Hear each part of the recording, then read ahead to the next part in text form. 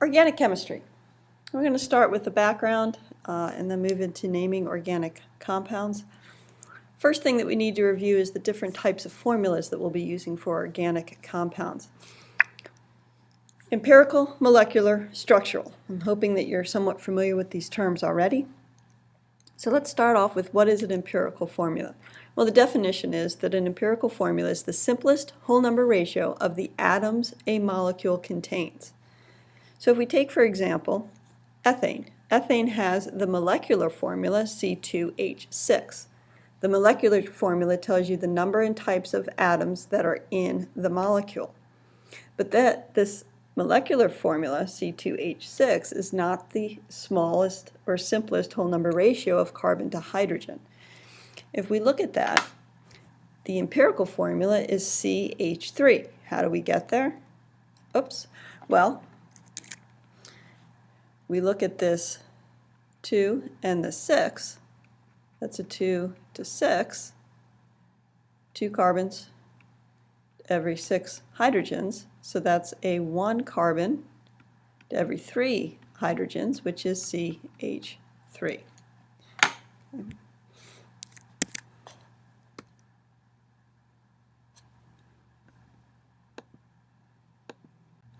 If we look at the molecular formula, again, the molecular formula is the actual numbers of each atom that is present in the molecule. We can determine what the molecular formula is if we are given the empirical formula and the relative molecular mass. So for example, if we know that a molecular formula of a compound, well, it's asking us what the molecular formula of a compound is with a molecular mass of 30 and an empirical formula of CH3. Well, how do we go about finding what the molecular formula is? Well, we know the molecular mass of CH3 is 15 atomic mass units if you're being particular. We take the molecular mass that's given, this 30, divide it by how many units are kind of in that 30, and we find out that it's 2. What do we do with that 2? Well, we say there's 2 of those empirical formulas in the real molecule. So then we get back to the ethane C2H6, where this 2 multiplies the subscripts for the formula. Structural formulas give us an idea of the actual structure, hence the term structural formula, of the molecule. The only important thing I think to remember is that we are drawing this two-dimensionally, meaning it's got to be drawn flat on the page. Remember from the unit on bonding and molecular geometry that even though I draw it like this, because this carbon has 4 bonds, okay, or 4 electron domains,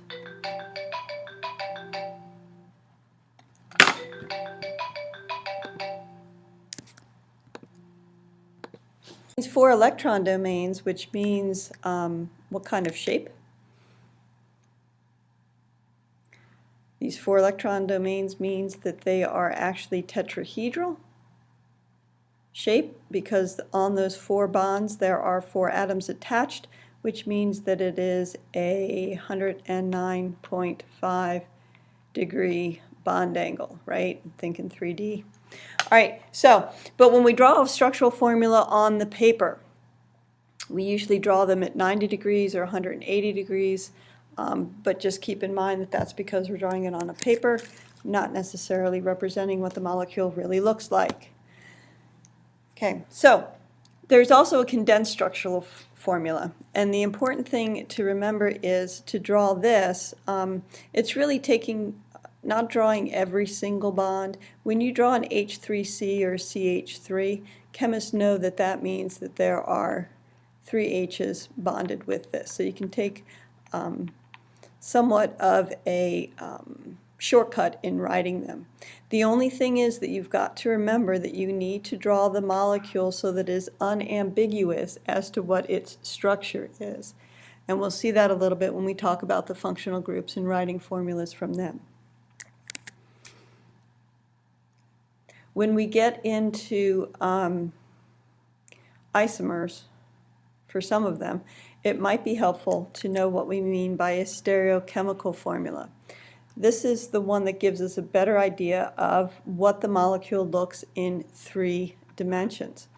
Okay, so what we draw is a bond coming out of the page is shown as a solid enlarging wedge, like this. A bond sticking behind the paper is a dotted line going into the page or behind the page. And any bond that's in the plane of the paper is going to be a solid line. So for example, this is actually CH4, I think. Okay, tetrahedral, there are 2, if you orient this right, there'll be 2 bonds that are in the plane. Then I've got a hydrogen coming at me and a hydrogen going back.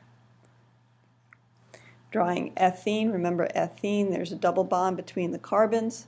Because this has 3 electron domains, it is trigonal planar, all in the same plane.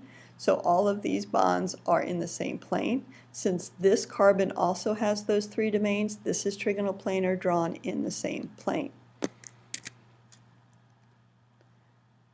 So looking at the different formulas applied to these 3 compounds, ethane, ethanoic acid, and glucose. The empirical formula, CH3, CH2O, CH2O, notice ethanoic acid and glucose has the same empirical formula. Their molecular formulas are quite different from each other.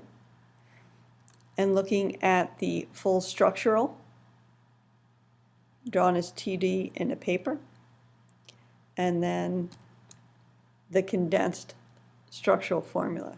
One thing to notice about this condensed formula is how ethanoic or a carboxyl group would be written. It's written COOH. To a chemist, this means that that is this functional group that we'll talk about in just a moment. Okay. Same as this, written like this, means this grouping. Notice, make sure that when you see this condensed structural group that you would be able to draw this molecule. The next screencast should be on nomenclature and actually naming things.